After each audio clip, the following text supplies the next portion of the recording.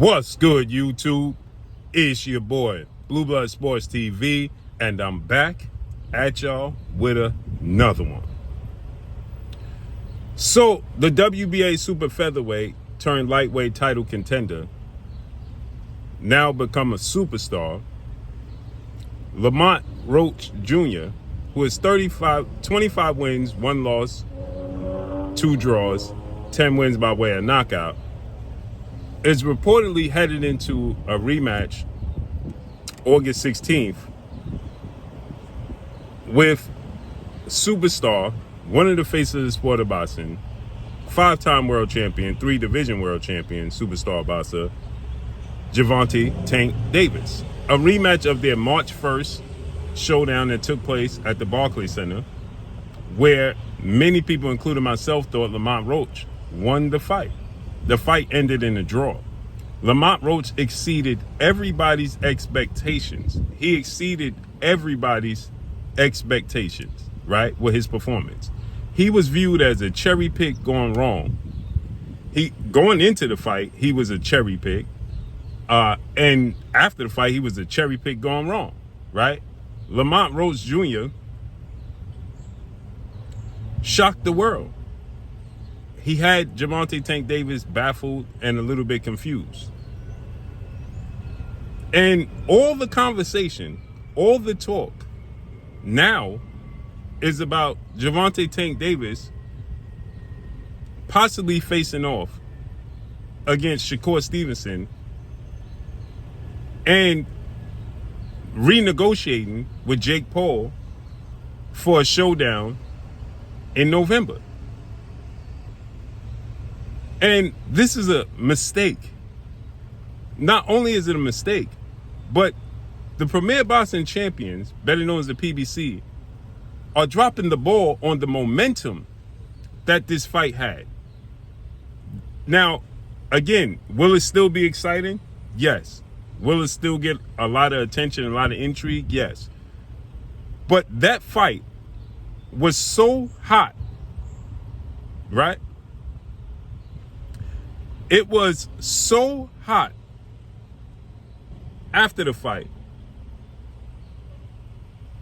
that I thought that it would have did at least 1 million pay-per-views.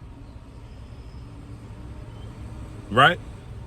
I thought the rematch would do at least 1 million pay-per-views because Gervonta Tank Davis created so much drama when he took an unofficial knee in the 9th round.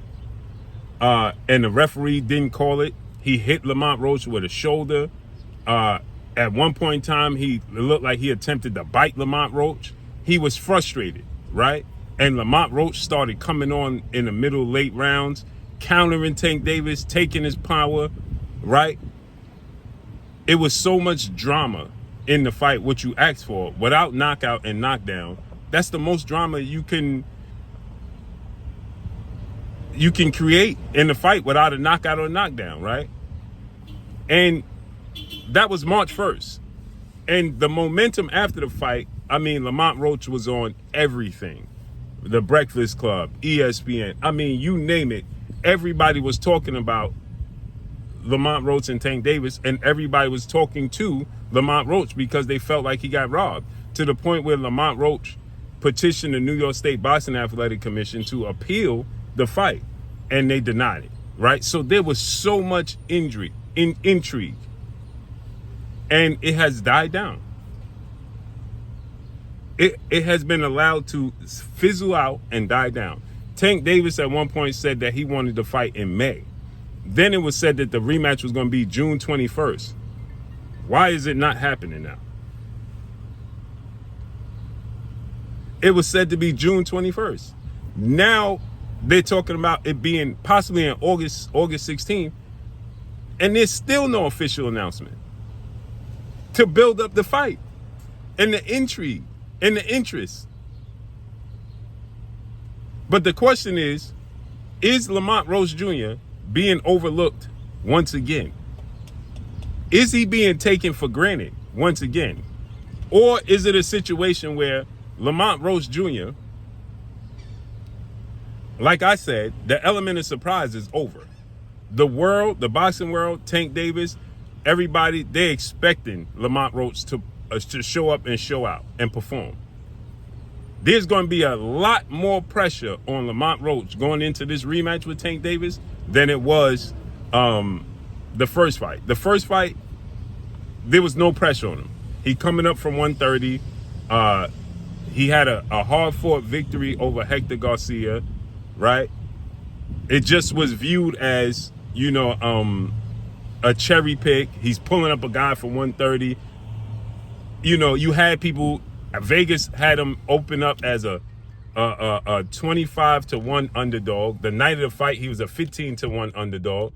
So he wasn't viewed in that space, right? And he exceeded those expectations. Now, Fox, Stephen A. Smith, ESPN, you name it, they talking about it. Now, going into the rematch, people are expecting you to perform. Okay, now we see you. Now we know who you are.